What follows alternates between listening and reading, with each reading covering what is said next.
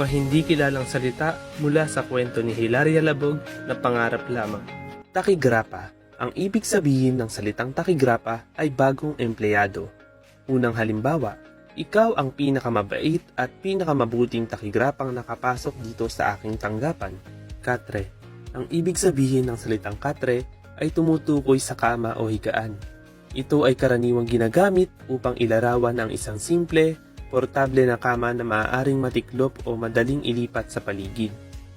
Unang halimbawa, pagbagsak ng mahiga si Angela sa maliit niyang katre sa dormitoryo ng Wilson Hall. Nagbabalong. Ang ibig sabihin ng salitang nagbabalong ay mata ng tao na nagpapakita ng mga palatandaan ng pag-iyak o kalungkutan.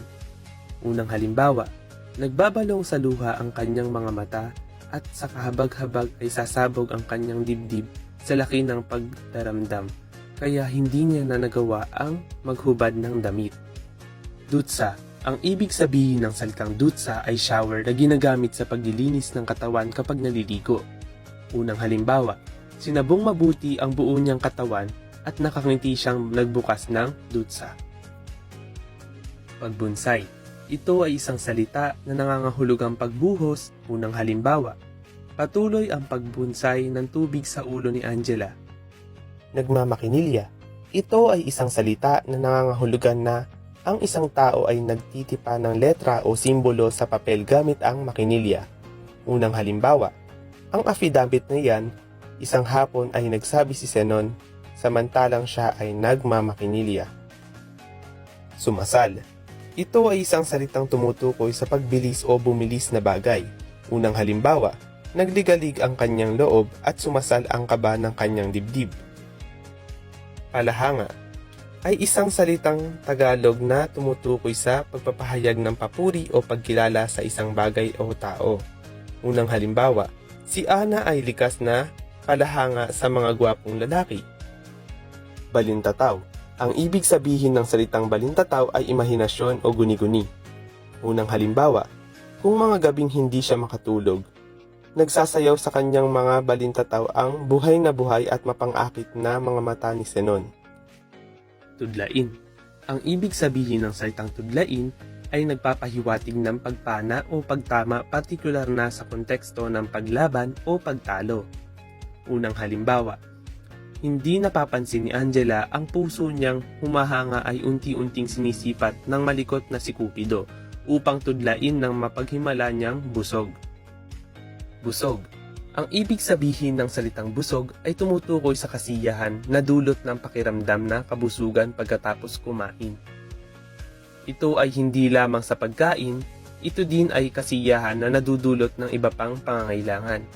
Unang halimbawa, hindi napapansin ni Angela ang puso niyang humahanga ay unti-unting sinisipat ng malikot na si Cupido upang tudlain ng mapaghimala niyang busog. Sumisikdo. Ang ibig sabihin ng salitang sumisikdo ay nangangahulugang gumagalaw ng pabilis at parang may pakpak. Unang halimbawa, 22 ang kanyang tugon na sumisikdo ang dibdib at sa pakiramdam niya ay lumulukso ang kanyang puso sa kinalalagyan.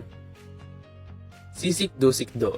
Ang sisikdo-sikdo ay isang idiomatikong ekspresyon na nangangahulugang may pagkakabalisa o emosyon na nararamdaman ng isang tao habang sumasagot o nagsasalita. Ito ay maaaring magpahiwatig ng kaba, takot, o hindi katiwasayan sa loob ng isang individual. Unang halimbawa, kailan? Sisikdo-sikdo ang kanyang dibdib nang siya ay sumagot. Lipos. Ang lipos ay isang salitang Tagalog na nangangahulugang wala o kulang. Unang halimbawa, sabihin mo sa ibang araw na kayo pumasok. Ang payo ni Zenon at siya ay ninitian ng lipos katamisan. Litaw. Ang litaw ay isang ekspresyon sa Pilipino na maaaring tumukoy sa isang tao na lantad, halata o kilala. Ito ay maaaring gamitin sa iba't ibang konteksto, depende sa sitwasyon. Unang halimbawa, ang pangarap niya sa buhay ay maging kabiyak ng dibdib ng isang lalaking may titulo, at mabilang sa babaeng litaw na madalas mailathala sa mga pahayagan ang pangalan. Kahog na kahog. Ang kahog na kahog ay isang idiomatikong ekspresyon sa Pilipino na nangangahulugang sobrang pagmamadali o pagiging sobrang abala at pagod sa ginagawa. Unang halimbawa, kahog na kahog sina Nati at Cecilia nang bihisan nila si Angela. Pinilakan. Pinilakang sinulid ay isang paraan ng pagtahi ng ginagamitan ng pinalaman ng sinulid sa paggawa ng mga disenyo o palamuting tela.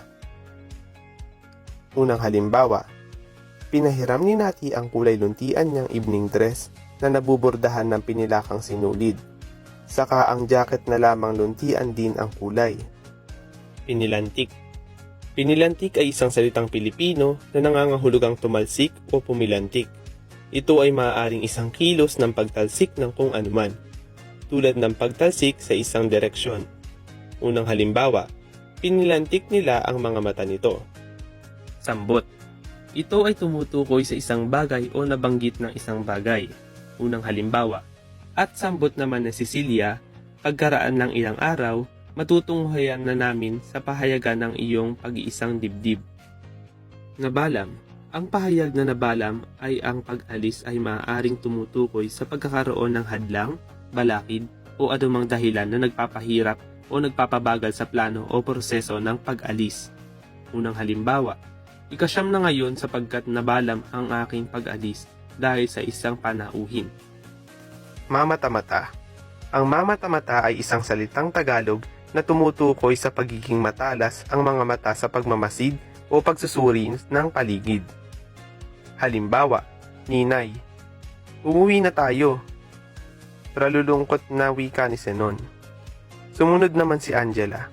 Mamata-mata siya at nakikiramdam. Balse ay isang uri ng sayaw. Sa Pilipinas, dinala ito ng mga Kastila at tanyag na lugar ng Marikina noong panahon ng mga Kastila. Halimbawa, inabutan nilang tinutugtog ang isang malambing na balse. Sa loob sa loob. Ang sa loob ay isang salitang Tagalog na nagpapahayag ng kahulugan sa loob o sa kaloob-kalooban. Ito ay kadalasang ginagamit upang maipahiwatig ng damdamin o intensyon na nagmumula sa kalooban o puso ng isang tao. Halimbawa, sa loob ni Angela ang kanilang pagsasayaw. Pagpipitagan ay isang damdamin o saloobin na malalim na respeto na may bahid ng pagkamangha, pagsamba.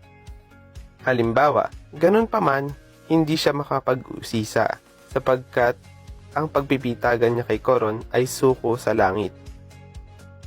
Malamlam. Hindi maliwanag o mahinang kulay o ilaw at pakiramdam o anyong may lungkot, pagod o kakulangan ng sigla, lalo na sa muka o mga mata. Halimbawa, malamlam ang bulwagan sapagkat parang inaantok ang mga ilaw.